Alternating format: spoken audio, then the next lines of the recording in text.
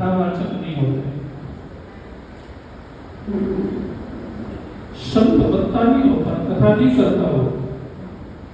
कथा करने वाले को आप जानते हैं, जो संत होता है वो संत होता है, कथावाचक नहीं। तो संत उसको कहते हैं जो बोलता कम है, शिक्षा ज्यादा देता, समाज को ज्यादा सुधारता। वो वाणी से कम बोलता है लेकिन व्यवहार से ज्यादा बोलता है, अपने चरित्र से ज्यादा बोलता है, अपने कर्म से ज्यादा बोलता है, वाणी से कम बोलता है। कथावाचक वाणी से ज्यादा बोलते हैं, व्यवहार से, कर्म से, अपने व्यवहार से, चरित्र से। संत का जीवन रमण महर्षि हुए हैं, एक संत रमण महर्षि दक्षिण भारत में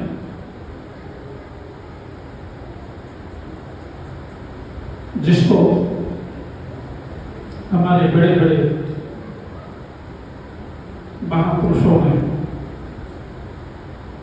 शास्त्रों में, ऋषियों ने ब्रह्मज्ञानी शब्द कहा। ब्रह्मज्ञानी, तो ब्रह्मज्ञानी शब्द इस कलयुग में बोलते हैं। व्यवहार,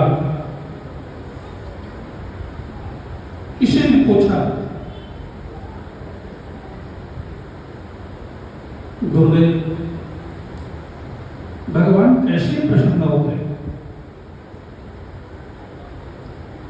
भगवान की भक्ति कैसे करना चाहिए, कर्म कैसे करना चाहिए। प्रश्न किया, कमंडल उठाया रमण महर्षि ने और इशारा किया, मेरे साथ चला। जंगल की ओर चलते, प्रश्न करने वाले को साथ लेकर जंगल की ओर चले। एक लकड़ी सूखी कांटे वाली पड़ी थी, कांटे कांटे और उन्होंने लकड़ी को उठाकर, 3-4 फुट की लकड़ी थी, उसको पत्थर से रगड़ना शुरू किया। उस लकड़ी को पत्थर से रगड़ रगड़ करके जो उसमें कांटे थे उसमें से सब घिस दिया। जो लकड़ी कांटे वाले थे उसको इतनी चिकनी पर घिस घिस कर तो लकड़ी चमकने लगी, सुंदर हो गई, चमकदार बन गई। और उन्होंने उस लकड़ी को हाथ में लिया और लेकर के एक वहां कोई वृद्ध मिला रास्ते में, उसको दे दिया। उस लकड़ी को उस वृद्ध को दे दिया। वापस अपनी कुटिया में आ गए और वो जिसने प्रश्न किया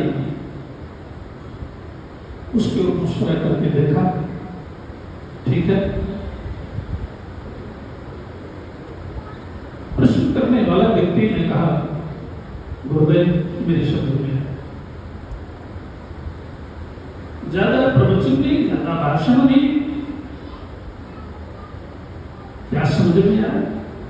तो कर्म ऐसी हो, जीवन में भक्ति ऐसी होनी चाहिए। आपका जीवन ऐसा होना चाहिए जो आप दुख रूपी कांटों से, अज्ञान रूपी तीखी धार से और संसार में अज्ञान के जंगल में आप पड़े हुए हैं, बिखरे पड़े, कोई पूछ नहीं। रमण महर्षि कहते हैं सदगुरु की सहायता से आप इस अपने जीवन रूपी दंड को, लकड़ी को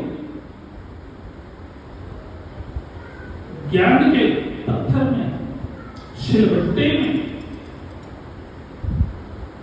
ज्ञान के उस इस्पात में अपने बुद्धि को, अपने मन को, अपने श्वासों को, अपने शरीर को इतना घिसो, इतना घिसो जो तुम्हें दुख दे रहा है, कष्ट दे रहा है। गुरु की सहायता से जब तुम ज्ञान के पत्थर पर अपने इस जीवन को, बुद्धि को, मन को, आत्मा को, शरीर को, श्वासों को जब आप घिसे और घिसते घिसते इसका जब ज्ञान को, बेवकूफी को, आपका जीवन घिसते घिसते जब पवित्र हो जाएगा, शुद्ध हो, आप सेवा में लग जाए। किसी महापुरुष की सेवा में और सेवा में लाभ मत देखो, बस मुझे सेवा। और जब आप सेवा में लगेंगे भगवान प्रसन्न होगा। ये भक्ति है। यादो हरि वहनने मथनो पले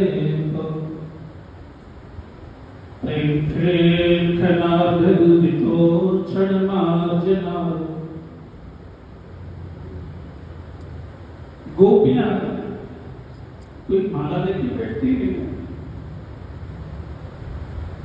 ब्रज की गोपियां अनपढ़,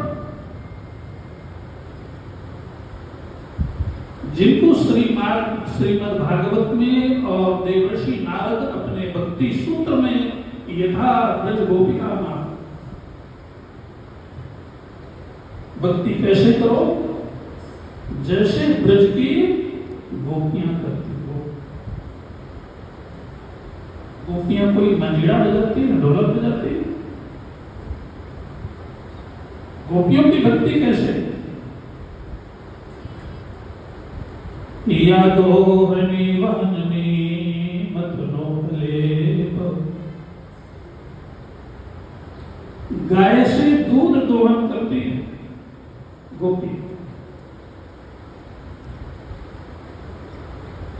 दधि मंथन करती है गोपी, आंगन लीपती है गोपी, परिमार्जना झाड़ू लगाती है,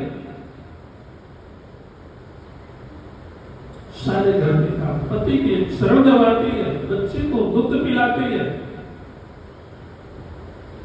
गाय को चारा देती है, गाय को पानी पिलाती है। लेकिन गोपी को कह दिया इतनी बड़ी ऐसी भक्ति करो जैसे गोपियां करती। आपको भक्ति का बड़ा आडंबर होगा, बड़ा आडंबर। भक्ति करना ही लोगों को नहीं है। बोले अगर वृंदावन जा रहा है 4 बार तो बोले भगत बन गए। वृंदावन जाने वाला भगत होता है ये किसने कह दिया? अयोध्या जाने वाला भगत हो गया, काशी जाने वाला भगत हो गया। कौन से शास्त्र कह दिया वो भगत है? भक्ति का दिखावा। भक्ति क्या है?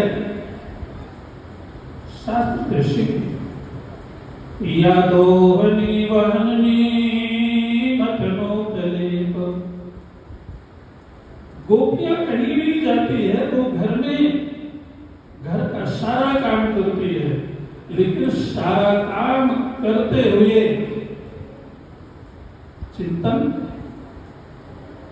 श्री कृष्ण गोविंद हरे मुरारे हे नाथ नारायण वासुदेवा श्री कृष्ण गोविंद हरे मुरारे हे नाथ नारायण वासुदेवा। ये गोपी की भक्ति दूध निकालती है, गीत भगवान, मन कहाँ है भगवान, तब घर के काम में और मन भगवान के चिंतन। दधि निर्बंधनी काल